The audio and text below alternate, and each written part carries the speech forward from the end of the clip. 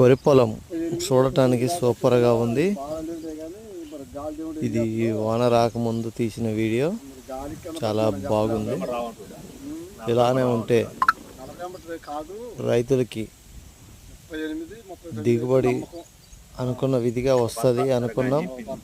కానీ అకాల వర్షం వలన రైతులు ఇలా ఉన్న చేలు ఎలా అయినాయి అంటే నెక్స్ట్ వీడియో పెడతా. మొత్తం నేలమట్టం అయిపోయింది. ఇదే చేను మొత్తం నేలమట్టం అయిపోయింది. నెక్స్ట్ వీడియోలో పెడతా. దానివల్ల రైతులకి చాలా నష్టం జరిగింది. రైతుల్ని గవర్నమెంట్ ఆదుకోవాలని కోరుకుంటున్నాం.